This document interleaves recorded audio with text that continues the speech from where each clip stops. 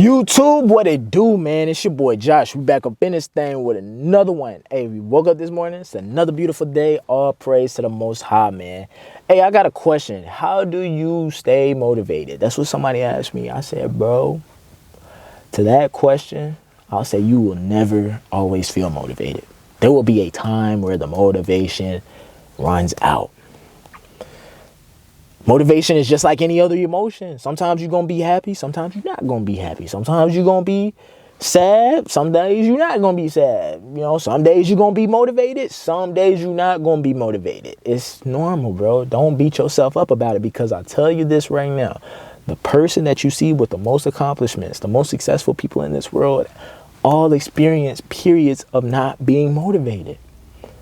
But they continue to be successful. They continue to achieve great things. How come? Because they keep going, especially when they don't feel motivated. The discipline to keep going when they don't feel motivated. Because most people, maybe like yourself, as soon as you don't feel motivated, that's when you quit. That's when you take a day off. And that's when you just say, actually, not today. That's why you haven't obtained that version of yourself, bro, that you have in your head of becoming. All because you let your feelings stand in the way of your progression and stay in the way of your destination. And so I'm going to give you guys a little bit of backstory about how you can stay consistent and disciplined, because that's what really kicks in when the motivation runs out. So when I started becoming more consistent and disciplined is when I was 18. Just to give you I'm 26 now. So this was a few years back, but I was 18, fall semester of college. This is 2015, fall 2015. I'm in an environment where I'm with a bunch of dudes, like men. You know what I'm saying? I was in high school with a bunch of boys, looked like little boys, and now here I am amongst men, 20, 21-year-olds, 25-year-olds, some case 30-year-olds, you know what I'm saying? Ages of all types. And here I am, my 18-year-old self. That's when I said, oh, man, I'm really an adult, because here I am. Look at my peers. It is no more, assume that you're the same age as me. You know what I'm saying? So I'm amongst men that are actually men. They look like men. They filled their bodies out like men. And I'm standing next to them, and I'm like, man, I'm feeling insecure, because to give you guys some backstory, I'm 5'7", and I was 5'7" then. I weighed 140 pounds, so I'm small, short and skinny, just small, you know what I mean? And here I am amongst men that are like 180, 190, 200, you know what I'm saying? 5'10", 6 foot, 6'3", you know what I mean? I'm like, man, I can't hold my weight amongst these dudes. If we was to like play basketball or spar or if we were on a team, would I be able to carry my share? You know what I'm saying? That gets you feeling like feeling emasculated a little bit. You know, you start feeling insecure, especially when your girl, you know what I'm saying, you have this intuition that, oh man, I think my girl wants somebody bigger, and you know what I'm saying, because you know that's what, you know, it's attractive to us men, and we know it's attractive to us women, is that having that appearance of a masculine man, a man that fills out his body, you know, tall and everything. I'll never be tall, you know what I'm saying, I can't control that, but what about my muscle mass? You know what I mean? I could definitely control that. And so that's all I focused on, you know what I mean? I'm just focusing on being the best 5'7" dude I possibly could be. Anyways, that's neither here or there. But that's just how it all started. And so when it came to January 1st, 2016, that's when I said, I'm gonna start working out. I'm tired of feeling like this. I said, I want to be buff just like them. You know what I mean? And so I said, I'm a resolutioner, but I'm not going to be like everybody else. I'm actually going to stick to my resolutions. And so as I'm doing that, you know, I have an accountability partner. I have somebody that's pushing me. And sometimes that's may be what you need, you know, to push you through those times where you're not feeling motivated. Somebody that's going to sit there and make sure that you don't quit and you don't say no to yourself. You set a goal, you stay committed to that goal, and you may need somebody there to help you push you make sure you get to that goal. That's what I had. His name's Jared. He worked with my dad. Man, I don't know where I'd be without him, bro. But he started that consistency in me. We started working out for that entire month of January, and then I was able to carry it on throughout the entire rest of that spring semester. And then I was carrying it throughout the summer. And then when I got back to school the following year for fall of 2016, and I'm about to be 19 at this time, everybody's looking at me and they're saying, dang, Josh, you got big. And I was like, dang, I guess I have. You know what I'm saying? I stepped on the scale. I'm looking at pictures. I'm like, dang, I gained about 20, 25 pounds. I'm like 160, 165 now. I said, dang, that's crazy. My girl, she said, no, you don't need, she told me like months before, she said, oh, I like you the way you are. There's nothing wrong with you. I like it. But shoot, watch how I got that body right. She was like, oh, I like this. I said, dang. I immediately started thinking, I was like, she didn't tell me that she would like it if I had gotten muscles. And if I just based that all on that, I wouldn't have gone. But because I wanted a different standard for myself, she was like, I like this more. And that's when I realized, I was like, people will never tell you that you need to improve. Nope, they're not going to tell you what you need to change to be better. You know what I mean? It's strictly on how you want your life to be lived and how you feel about yourself. And if you want a change to happen, you're the only person that's going to say that a change needs to happen, because everybody around you is going to be like, no, you're good. Because most people are complacent. And especially they're going to be complacent when they're asked about you. Like, they don't care, bro, if you improved or anything like that. You know what I'm saying? Especially if you don't want it for yourself. You know what I mean? They definitely not going to tell you when you do want it for yourself. You know what I mean? So understand that. And that's when I came to that realization. I was like, bro, if I want to make a change in my life, the only person, that opinion that matters is myself. I said, if I think there needs to be a change, then that's enough for the change to happen. And when I looked back, I said, when I was going through that process, there was a time where I wasn't feeling motivated. Around the 30-day mark, just like everybody else, that's when I was like, man, I'm thinking about quitting, bro. I don't know if I can do this.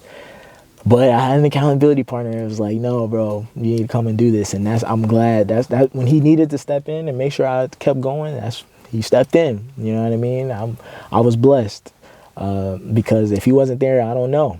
I may have not, you know what I'm saying, kept going. And I started thinking, I said, if I didn't keep going, then I would have continued to be my previous self. But if you would have told my previous self that this is the potential of what I can look like in a matter of 9 months from now, I would have been like, okay, yeah, cool. But because I couldn't see what I would become 9 months, or I thought the results were just coming too slow and that it just never was worth it to begin with, I could have just stayed myself. I wouldn't have felt as confident as I do now today, as I did the 9 months later. I was like, man, I feel confident about myself. I'm less insecure. I used to need people around me to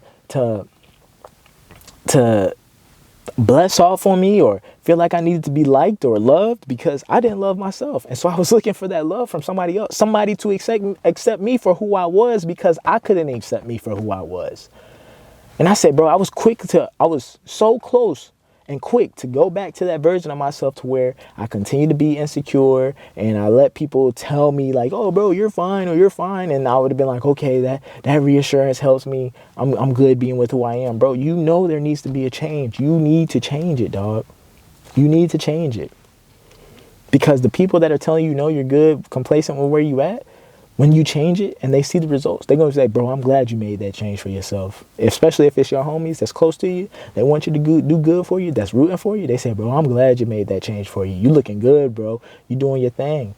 And so I look back and say, man, I could have missed out if I would have just submitted to my feelings, because that's something as a kid that I grew up with. I had a bad case of FOMO. Fear of missing out, always second guessing my decisions because I always wanted to get the most optimal result out of what decision I wanted. And so that's also a bad habit I have because I'm kind of double-minded.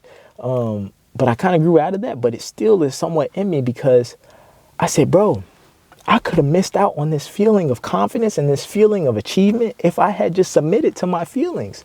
If I had just submitted to that feeling of not being motivated, submitted to that feeling of feeling tired or not wanting to do it, or this happened at work today, or this is happening with my homies, so I can take a day off, bro. If I had submitted to that, bro, I would have left so much opportunity and so much potential on the table. The version that I had imagined myself of becoming, I can actually achieve it. And I was this close to not achieving it because I was about to submit to my feelings of how I was in that moment. And it was about to change the entire trajectory of my entire life. I said I was that close. I'm glad that somebody showed me if I just stick to something, what greatness and what great feeling I could have become. Sacrifice that feeling that you need to be motivated to get something done. Sacrifice that feeling that every circumstance or the environment, the climate, the circumstances all need to be perfect in order for you to achieve greatness, in order for you to get up and strive for what you said you was going to do. Don't let those feelings and that need for comfort come in and stand in the way of your success. It's going to be treacherous. It's going to be times where you're not going to feel like doing it. You need to expect that.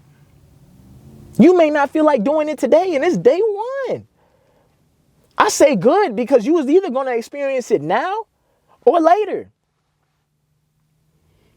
Everybody experiences it. The most successful people, your favorite YouTuber that has 1 million subscribers, has millions of people looking up to them, has so much influence.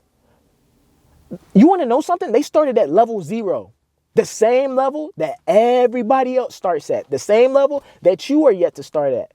But what was the difference between you and them? While you were consuming and you were saying, no, I don't feel like it. They said, bro, I don't feel like it, but I'm going to continue to do it anyways, bro.